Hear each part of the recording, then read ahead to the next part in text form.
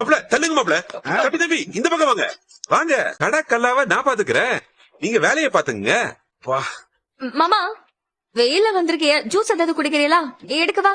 சரி மாப்ள, எனக்கு குடோன்ல கொஞ்சம் வேலை இருக்கு, நான் போய் அதை பாத்துக்கிறேன், நீ கடையை பாத்துக்க. அப்படியே வரும்போது பன் பட்டர் ஜாம் வாங்கிட்டு வாங்க. அப்புறம் மயிலே ரொம்ப டயர்டா இருக்குமா, அப்பா போய் ஒரு டீ குடிச்சிட்டு வந்துடுறேன். உனக்கு டீ வேணுமா? இல்ல இல்ல, எனக்கு வேணாப்பா, நீங்க போயிட்டு வாங்க. கடையை பத்திரமா பாத்துக்கோமா. சரி. மாப்ள இத வந்துடுறேன், கடையை பாத்துங்க. ஏய், மாமா, உங்க அப்பா என்ன பண்றாரு? டீ குடிக்க போறாங்க. அதுக்கு முன்னாடி என்ன பண்ணாரு? என்ன பண்ணாங்க? சம்மந்தி கடைக்காக மாடு மாதிரி உழைச்சாங்க. கிழிச்சாரு. கடை பணத்தை எடுத்து பாக்கெட்ல போட்டு போயிட்டே இருக்காரு. மாமா, ஆரம்பிச்சிட்டியலா மறுபடியும் எங்க அப்பாவை குறை சொல்றதுக்கு? ஏமா, எங்க அப்பாவை தப்பா பேசலன்னா உங்களுக்கு எல்லாம் தூக்கமே வராதா? அதானே, கண்ணு முன்னாடி கல்லா பணத்தை எடுத்து பாக்கெட்ல போட்டு போயிட்டே இருக்காரு.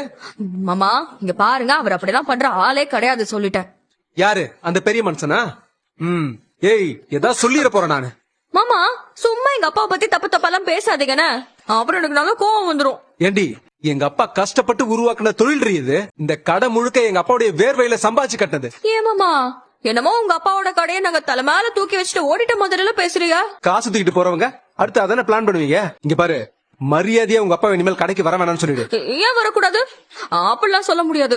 நீங்களா தேவையில்லாம ஏதாவது கற்பனை பண்ணிட்டு எங்க அப்பா மேல எல்லாம் பழி போடாதீங்க. ஆமா, உங்களை நம்பிட்டுலாம் எங்க அப்பா கிட்ட கடைக்கு வராதீங்க எல்லாம் சொல்ல முடியாது. ஆமா, அப்போ நான் சொல்றதை நீ கேட்க மாட்டேன் இல்ல? மாமா வராங்க. சரவணா, அப்பா என்னடா? ஒண்ணும் இல்லப்பா.